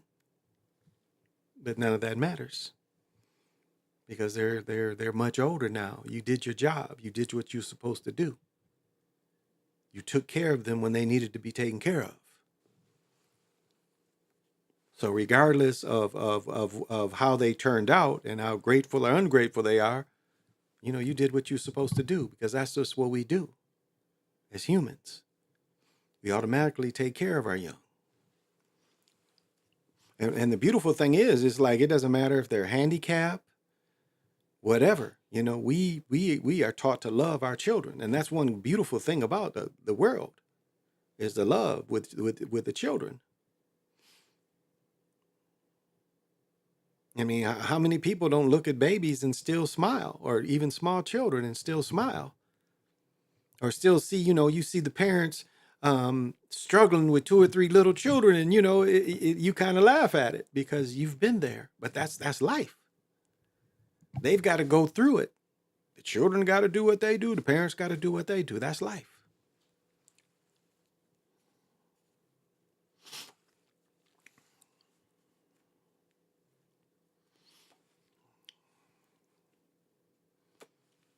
And as I said, you know, like balance is not staying in the middle, and, you know, balance is going on this side, going on that side, going on this side. That's real balance.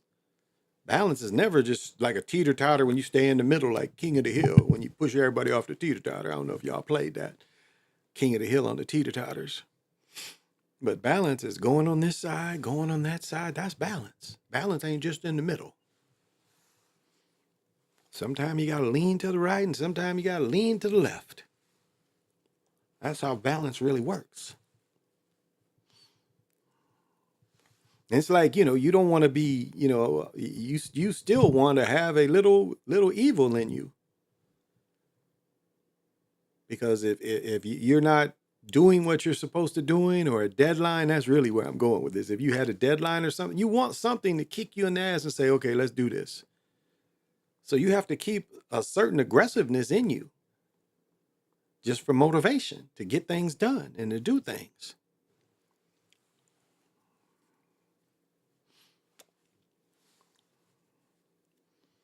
So you can't just say, well, I'm all just goodness. No. You know, you got to have some things that make you a little hard. I mean, that's just the way the world is.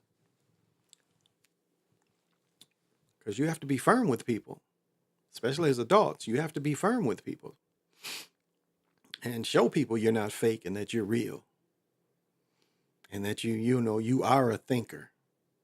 Because that's one thing. You know, you go to a new job, they hate thinkers. They want you to agree with everything, even like not just the training shit, but just everything. Their philosophy, their way they look at the government. And then if you show any kind of your own opinion, they're like, oh, well, he was being fake with me. Like, yeah, motherfucker, I ain't believe what you believe. Yeah, I'm just agreeing with you, just to be sociable. But does that mean I shouldn't work around you? Does that mean, you know, that the opportunity, I still shouldn't have the opportunity just because I don't think like your punk ass thinks? And that I am a thinker, and that I guess, you know, I played a couple people, but still, not that I hurt them. It's just called being agreeable.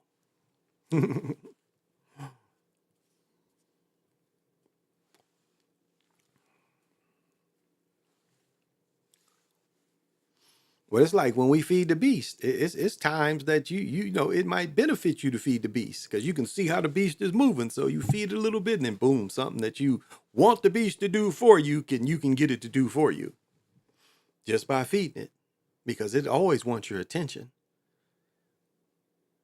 It's like you ain't noticed, like when I would go off Facebook for 7, 8 months, do you know how often Facebook would pop up on shit? Hey, come take a look. Come take a look. Come take a look.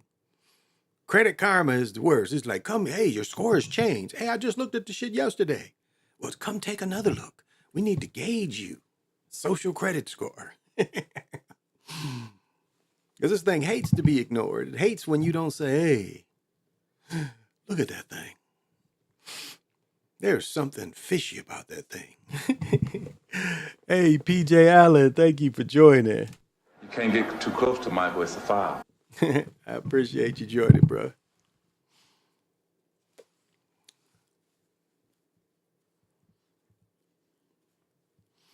And it's like, I've said year after year after year, like they're about to, this is the time of year where time is really sped up, because without our momentum going into the new year, it takes us to agree to the new year, first of all, because I've said this many times. It's like, what if we like, fuck that. We like 2024. No, fuck your 25. Keep writing 24. Like you said, the computers didn't want to switch over to 000. They wanted to keep it 19. What if everything just like, fuck that 2000 shit? No, we wanted 1969 every day. Every day. It's still 1969. How would you really know the difference?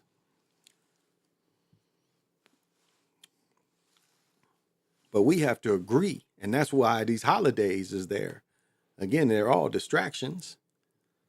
All of the ways to just keep being a consumer, keep being a consumer, keep being a consumer.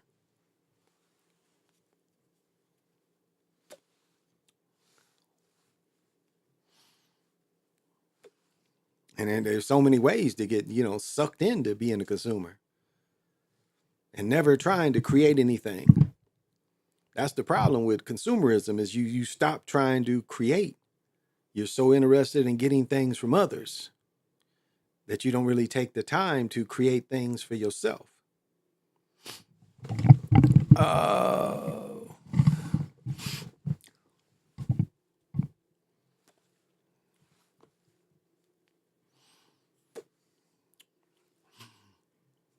It's probably one reason why I don't smoke these. I would probably like smoking them. And that what Stonewall Jackson said. He's like, do you like tobacco? He's like, do you smoke tobacco? He's like, no, I like it too much. Guess you could say the same about cocaine. Do you do cocaine? No, I like it too much. I can't do it.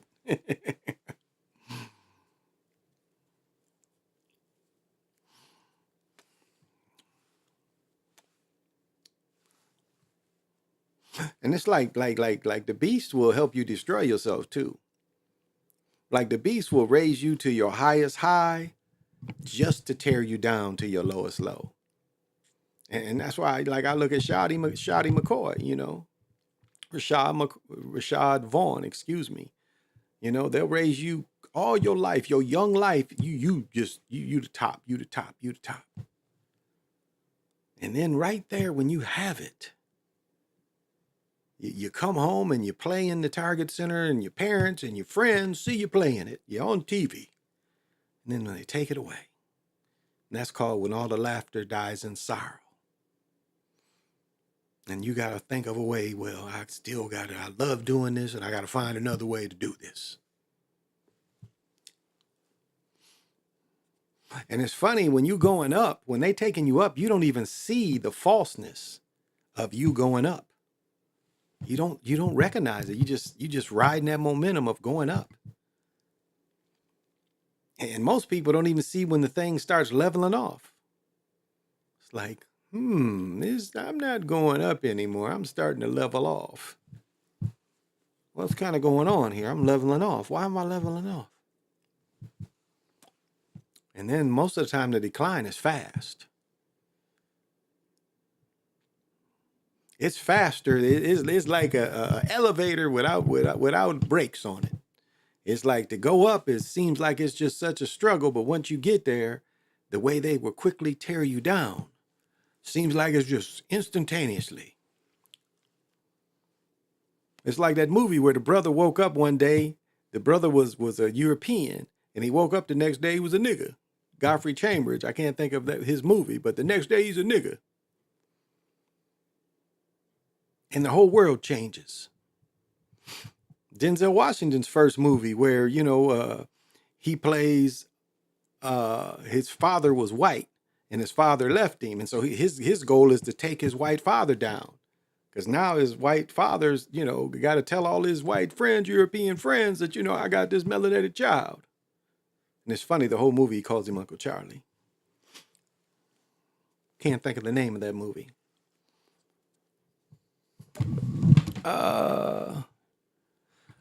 My picks.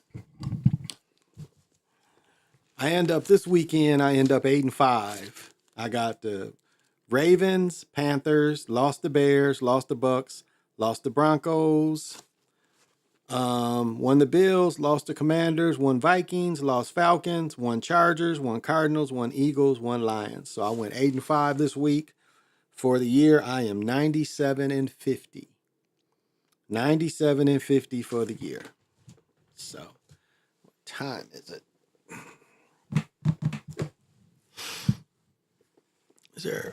Give me time on this motherfucker. Oh, there it is. Okay. How long have I been going? Okay. Wasn't going to go too terribly long tonight.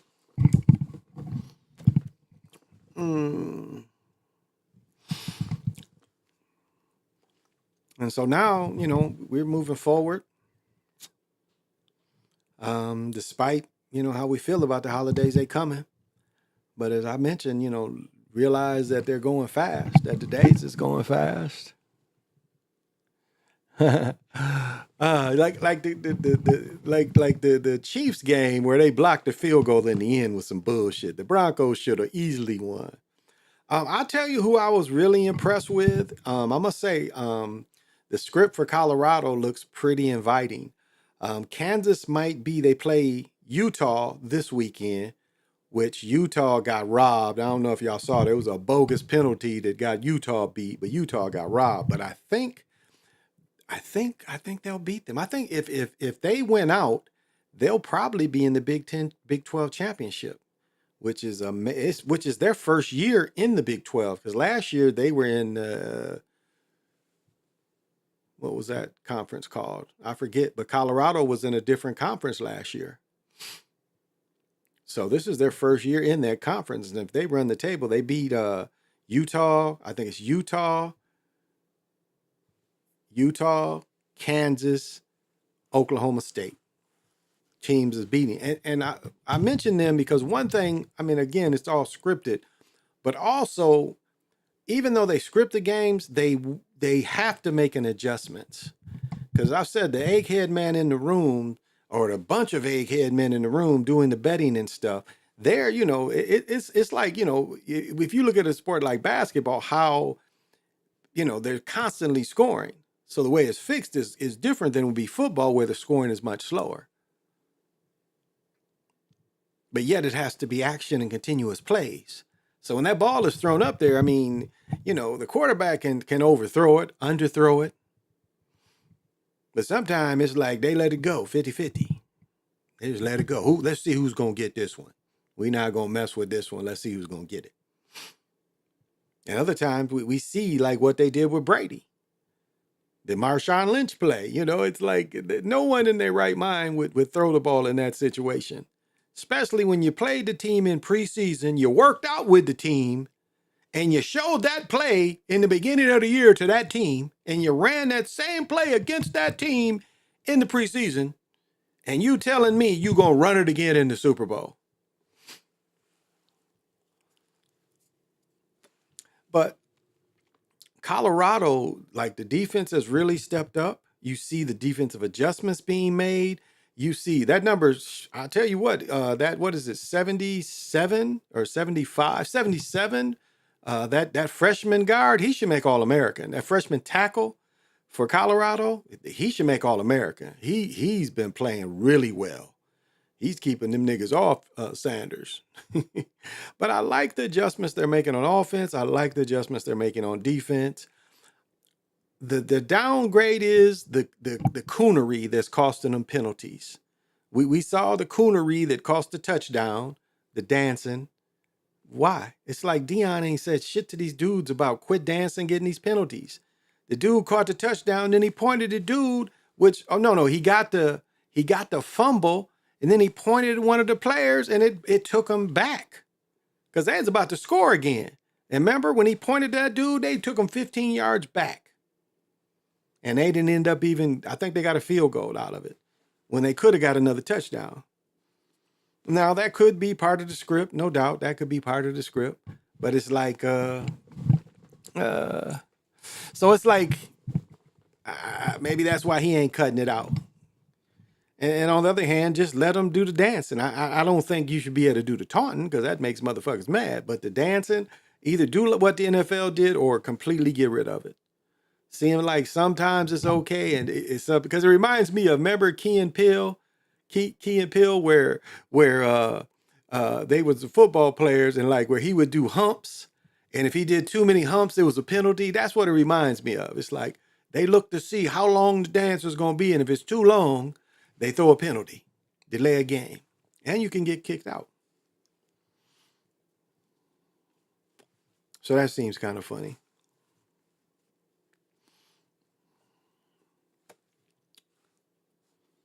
And then the comeback the other night of Cleveland. Was it Cleveland and Brooklyn? Like where they're losing the whole game and all of a sudden Mobley's getting the ball inside, slamming on niggas. I mean, it's just like, come on. This is too hard to believe. Yeah, remember that episode? It's like, how many humps you get? The refs counting 1, 2. And then he like, hey, penalty for that one. And like we see, like this is the other part of sports is like when they get fouled, you know, everybody, hey, I didn't foul him, I didn't touch him. Hey. You know, it's the same fake reactions. They all do they put their hand on the helmet. Oh, I didn't mean to do that. Oh, I mean, it's like the more you watch old football, the more it's easier to see how it was fixed. That TV tackling, like I showed last year in the Jim Brown, you see it. It was so much more script back then that it's like, I mean, it's unbelievable that people didn't realize how scripted it was even then. You dig? You see him, Jim Brown, where they jumping. Jim Brown is 20 yards down the field, and this nigga's back here jumping at him. And you see that all through the history of sports. Like baseball, for example, with Babe Ruth. Up to that point, it was getting hits and moving the ball and stealing. That was baseball.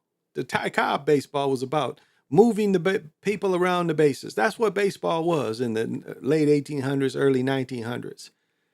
Even Babe Ruth, it was like he won 2 World Series with Boston, 2 or 3 with Boston.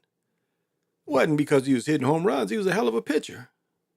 Wasn't until he went to New York, where he pitched some, but he didn't pitch as much as he did before. He wasn't primary pitcher anymore. Because they baseball wanted to change. Baseball didn't want to be about, stealing, getting base hits and moving the players around. They thought that was too boring. They wanted the home run. That's when they changed baseball. Baseball wasn't the same. It was about something else. It was about hitting that home run. And the popularity took off. And for a long time, and it's like even the way that they put brothers in a box. So the first base, like what people didn't understand, and when brothers first moved in the North, there were baseball fields everywhere. I mean, hell, I can't tell you how many times when I was a boy, we would go play baseball. You only got to have mitts and bats and balls. That's it. Football, you got to have full equipment.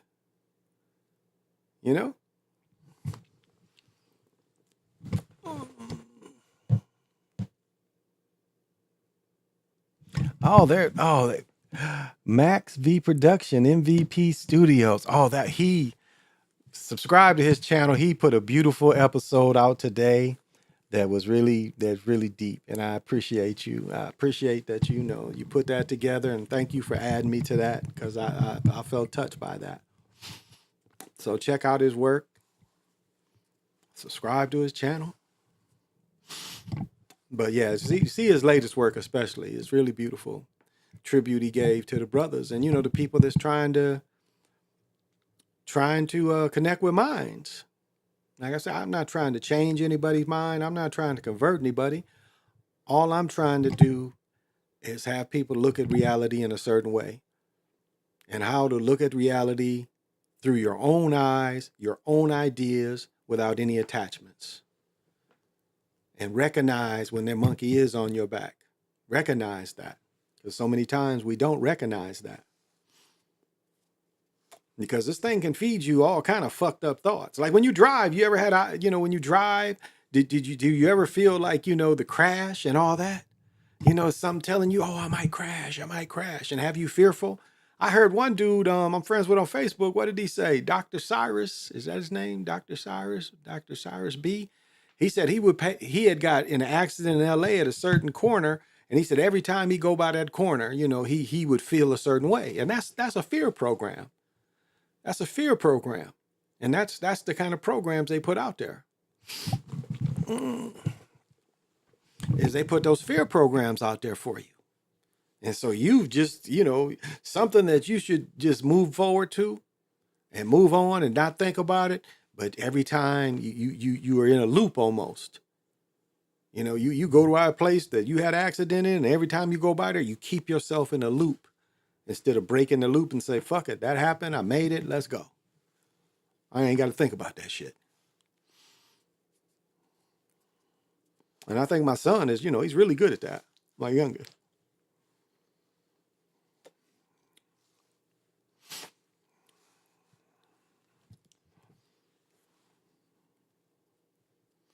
Now, you know, I'm not a big alien person, so I don't talk about that. You know, I do talk about non-humans. They're non-humans around us. Now, I don't know if they're aliens or not, or synthetics, because you know it's the variety of what's out there.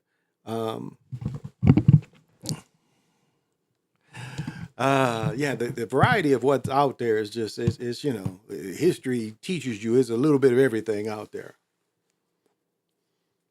Like I'm not a flat plane kind of person, but there's some truth to it.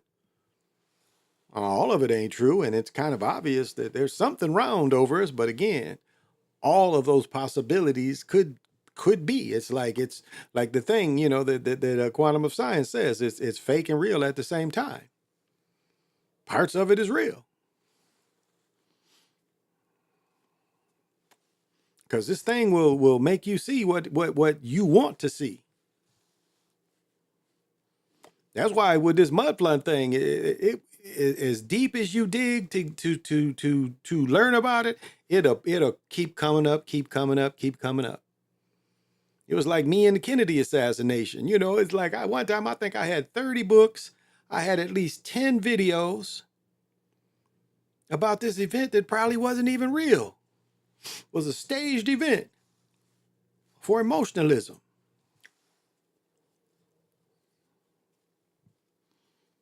And then they come back and let him be Jimmy Carter. And it's like, you know, Vietnam was a thing that I just took it upon and studied.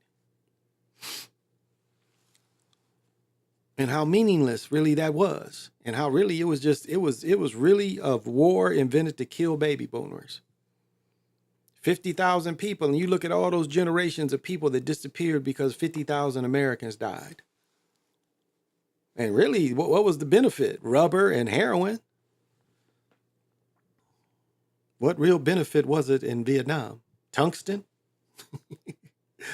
What real benefit was there?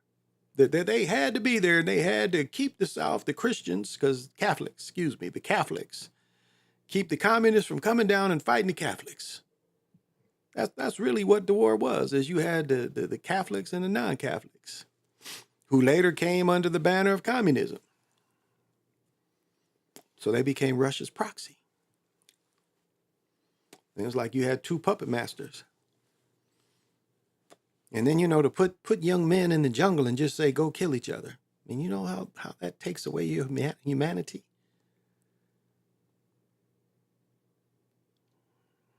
You look at a movie like Hamburger Hill, and even the same movie is like Pork Chop Hill. If you look at the movie about Pork Chop Hill in Korea and Hamburger Hill, almost identical. It shows you that the other side was willing to sacrifice people too. Great numbers. They said something like 6 million people got killed in Vietnam, civilians. They said 30-some million people, 30 million people got killed during World War II. Mostly civilians. Mostly civilians. Because again, there's no rules in war. Unintended casualty.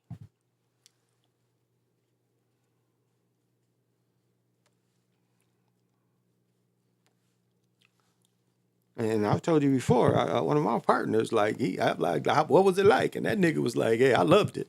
Crazy people loved it over there. That's what he told me. He's like, hey, I'm crazy, so I loved it. You know, a year with no rules, or however long you wanted to stay there, no rules. Motherfucker, a sergeant piss you off, a lieutenant piss you off, you throw a grenade in his shit and blow him the fuck up. Make him send somebody else. And make sure they tell him what the fuck just happened to the person that was here before.